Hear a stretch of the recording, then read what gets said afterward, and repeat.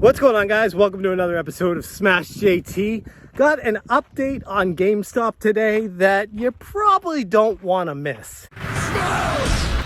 If it's your first time to the channel, make sure you hit that subscribe button, bell for notifications, and hit that like if you don't mind. And with that out of the way, let's get to talking about a tweet. Yeah, a tweet. So Ryan Cohen, he's been quiet for a while, like a month or so, maybe even more than that. It feels like forever since his last tweet. And the last time he tweeted something, it was the Jim Carrey from Dumb and Dumber with the nuts, and it literally sent this thing to the moon. Not directly, but I mean, I think it was a catalyst for starting part of that short squeeze where people started to realize that something crazy is about to happen. Now with this tweet, it's a McDonald's ice cream cone, but there's ice cream in it. And as I said on Twitter, the machine is fixed. There were so many erroneous reports. I couldn't believe it yesterday when all these big time media companies were reporting how the CFO Bell was getting booted and GameStop was in disarray and the management was completely all over the place. They don't know what's going on. And I'm like, whoa, hold on a second. This CFO Bell guy did nothing while he was there. Like, he was there for 2 years and just watched the stock completely tank. Ryan Cohen comes in and he does a little bit of house cleaning, and I'm perfectly fine with that.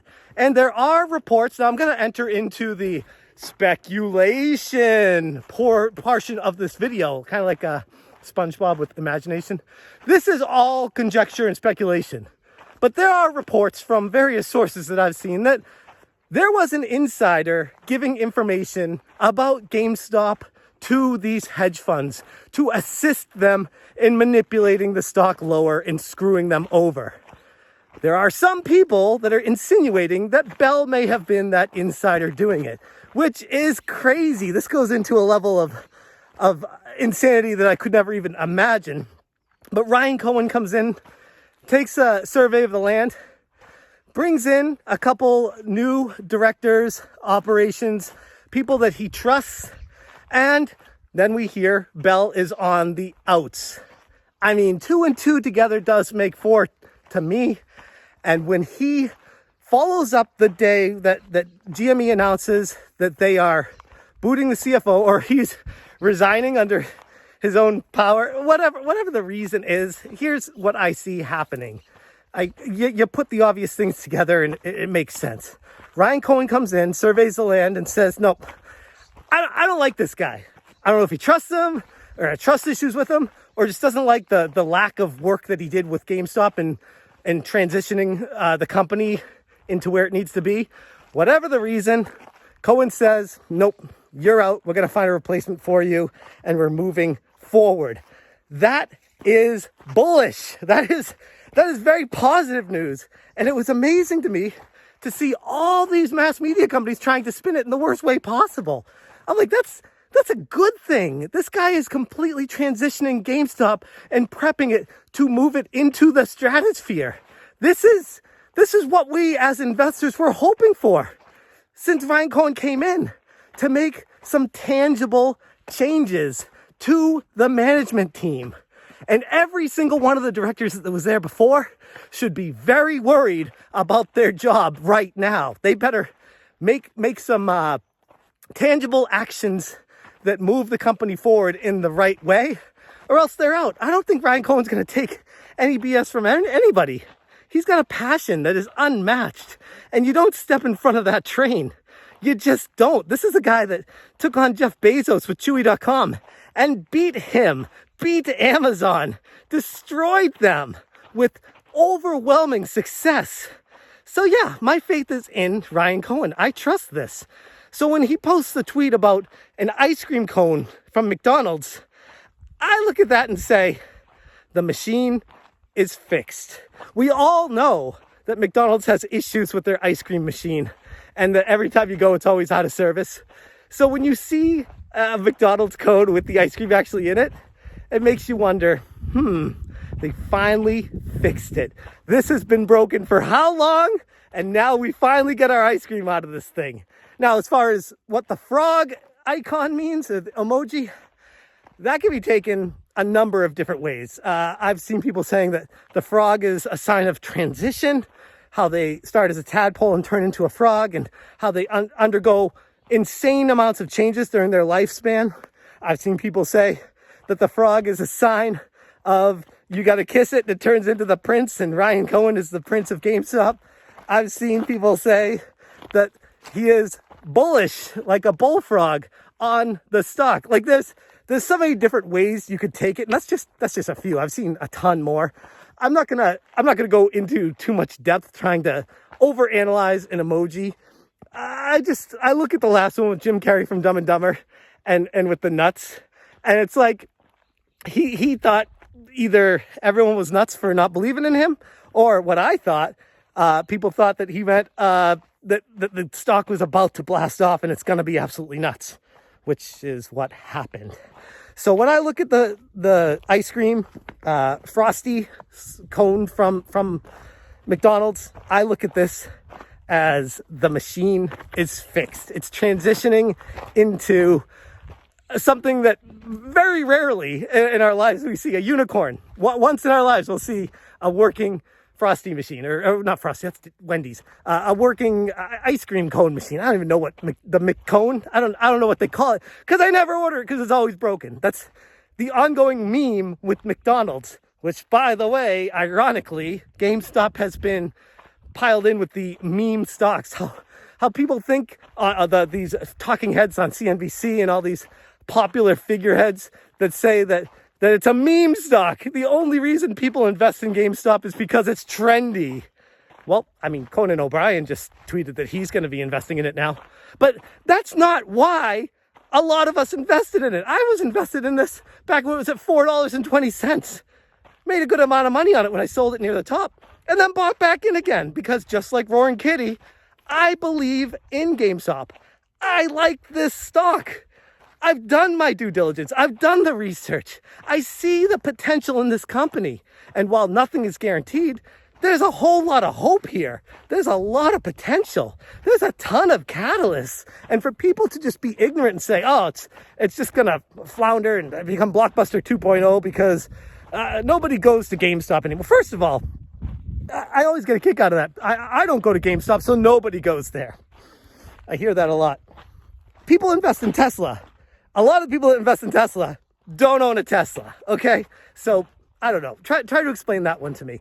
I mean, I've seen people invest in tons of companies that they don't patronize, that they don't go to, that they just like the stock, they like the story, and even if it doesn't directly impact them, it still makes sense to invest in it if you feel like it's going to be successful in the future.